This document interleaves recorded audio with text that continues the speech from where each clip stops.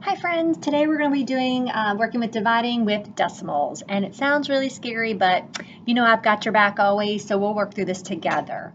So we've got our dividend 4 and 8 tenths, and we're going to be dividing by 0 and 8 tenths as our divisor. So here's something really fun and neat about decimals. You're going to take your decimal sign and you're going to move the decimal one place. So instead of being 0 and 8 tenths, we're going to make it the number 8. And we move that decimal one place. So over here in our dividend, we're going to also move the decimal one place. Okay? So instead of 4 and 8 tenths, we're going to have the number 48. So whatever you do over here to your divisor, you have to do to your dividend. So if you move it over one place value, your decimal, you move your decimal over one place value. If you were to bump two place values, you bump two place values, and so on.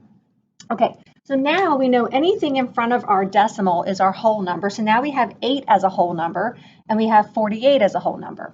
So how many times can 8 go into 48 without going over? And down here, I've done some handy dandy skip counting already because we already know how to skip count. We already know how to do long division, but this is just going to be a real quick review.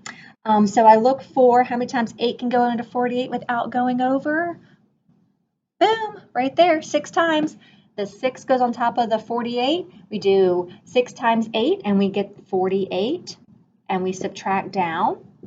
I have nothing to bring down, so it's just 6. So let me rewrite this. So 4 and 8 tenths divided by 0 and 8 tenths is actually 6. So pretty easy. Again, just move your decimal, move it one place in your divisor, you're going to move it one place in your dividend, and you're going to get your quotient right up top. Thanks, friends.